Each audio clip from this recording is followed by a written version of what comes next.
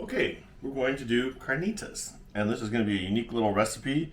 It's sort of like pre-seasoning, because you have to let all this stuff sit. So we're going to start with about an onion. I mix red and white onions a lot for the combined flavor. I'm not sure it really makes much of a difference. I'm going to show you how not to use a knife to mix it. So you get the onions all in and get those started to be mixed. And then if there was a lot of liquid, we wouldn't need to crush the garlic. But since I don't have the liquid, you get about this much garlic, and you just crush it like this, and like this, and like this to help get all the flavor out. And then if it doesn't crush well, I just sort of do this without getting my fingers and crush it again, because the crush helps to get that done. Then we're going to put this in there, and we're going to have to get a real spoon at some point. We'll put all this together. This is a tablespoon of soy. And then one of the things a lot of people don't understand is cumin seed. Just give it a teaspoon and just sprinkle that all over the top. And then to help mix it all together, I have a half a cup in here, but that, I'm not sure. And I just filled the inside about halfway with meat. And you see that goodness all down in there. And we'll keep mixing it all up. And this is just the marinade. So you want to make sure it gets all mixed up and everything gets wet. And that was about a half a cup of orange juice. And then this will be the bit. Oh, when we cut it, when you cube the meat, it's also important to make sure you get it nicely about roughly the same size. So we have this done, and then after it sits for a little bit, I had a chef friend tell me once, save your salt for last, because that sort of can seal the meat. So we're going to put our fresh ground pepper over it until we get a nice layer. We're going to mix it again. And then after it's been sitting for a little bit, I'll come back and sprinkle some salt over it. But again, I like to save the salt because a lot of people have different salt tastes, and it's something you can always add to enhance the flavor later. But in a marinade, this is sort of like a marinade type thing. We want to make sure we get it as done well as possible and mixed in. So we get a better spoon for mixing this all together. Now the salts, that's in there. And then so we don't have to cut this again, we'll get some salt, some sea salt or kosher salt. I'm not really sure what the difference is, but again, you can see I have lots of exact measurements. So this is ready, and we will let this sit for at least 20 minutes. I would recommend, if you let it sit for more than 20 minutes, that you put it in the fridge and let it. So if you want to do this in the morning before you leave for work and then come back and put it in the Instant Pot later, you can do that. But we're only going to let this sit about 20 minutes, so it can just sit out here on the counter, and that'll help it. As it gets warmer, it'll absorb it better. And we will then have the next step, which is a very quick run through the Instant Pot. And quickly back, one of the things I forgot is cinnamon. This is really an interesting spice to use in many ways. It was sitting right here, and of course I put everything out so I wouldn't forget it and I wouldn't have to read from my recipe.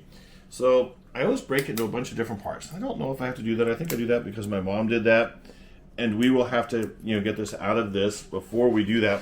But then of course we will mix it all back in. And I had a thought that maybe there was, and you can even already smell the difference just a stick of cinnamon has made.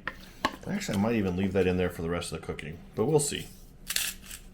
I'm just going to do a little bit more and a little bit more, just because I think it needs it, just by the way it smells. And now it's going to be the hard part. So a lot of the stuff I do is to taste. So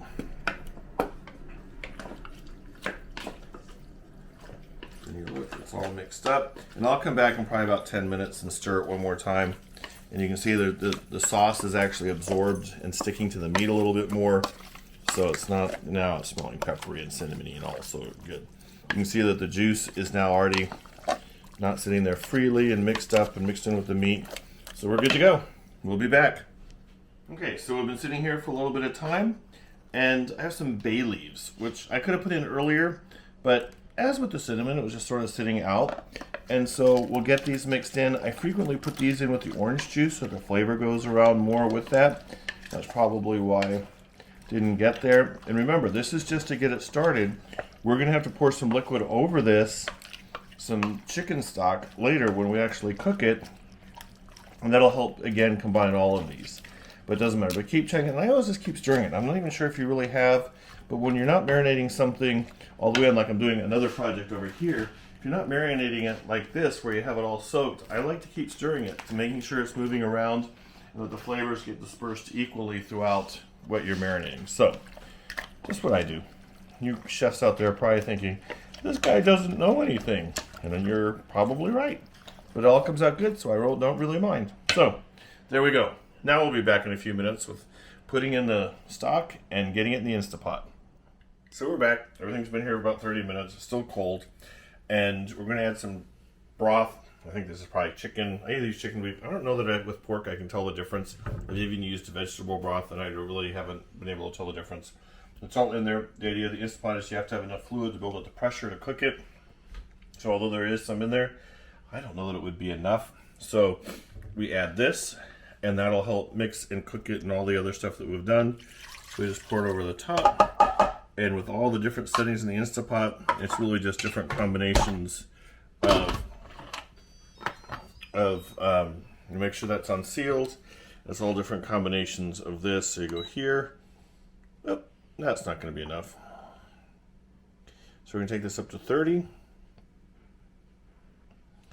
And then we're going to let it naturally release for 15 minutes. When it's done, I've let it go longer than that. And we will have the pork ready to shred. If you were going to be making your own pico, that would be the time to do that. But I made my own pico by sending Emily to the HEB, and she got 2 things of pico for me. Because I just really didn't feel like cutting all that stuff up, and I really like HEB's pico. So, there we go. And I hope to talk to you all soon. We're back. Look at this, and look at these. These are the best things in the world. These are bear claws. My brother gave these to me once, and I thought, what the heck do I need these for? And the first time I made pulled pork, I knew exactly why I needed these. So, see this pulled pork. Now you can just do your regular pulled pork recipe with this too, if you would like to, if you don't want to do the other seasonings. What we're doing now is we're shredding it. Some recipes will say that you crisp it before you shred it. And I don't know, I'm a gringo and it's Carnitas, but I sort of like the whole thing shredded. So we're doing this. Now that we're going to take once we get a bunch of it shredded.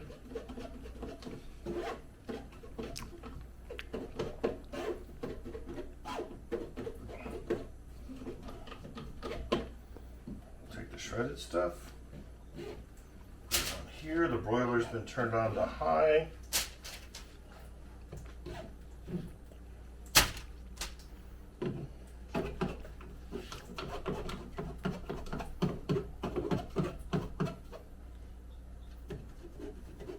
See how quickly that shreds everything apart? And by the way, this is wild hog. So that, you know, people say, oh, it's so tough and tender.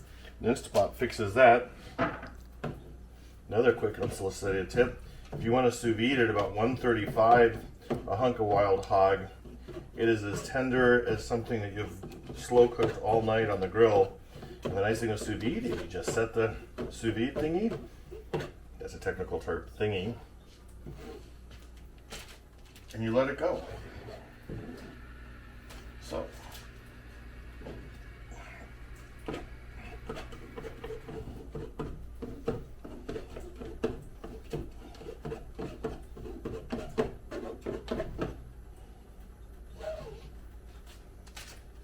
And remember, we're just going to put this in the oven because it's obviously already hot enough to crisp it. So we only want one layer of it here.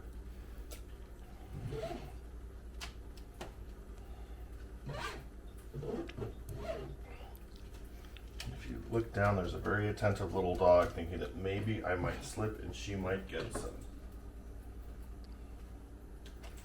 Alright, so how long do you put this in? Well, I usually do it for about 5 minutes. I look at it, it isn't looking like a little bit crispy. I'll check, and I'll do the lime later. I frequently do the lime before. Actually, no, I'm gonna do the lime now. So, watch out, Gabby.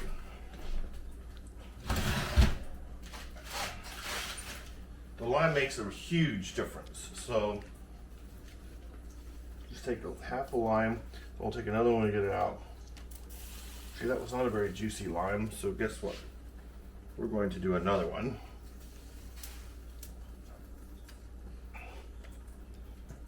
And that a lot of times makes the difference. So there we go. And we'll be right back. All right, you can see a bit of smoke coming out of the oven and the steam coming out there. They're nice and crispy and ready to go. Probably even too hot to eat. Look at that crispy goodness. They are nice and crisp. Time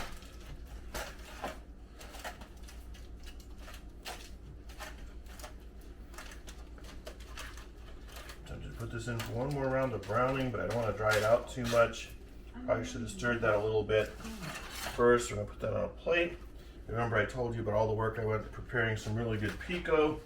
So I'm going to get this really good pico here that I put in the store-bought carton.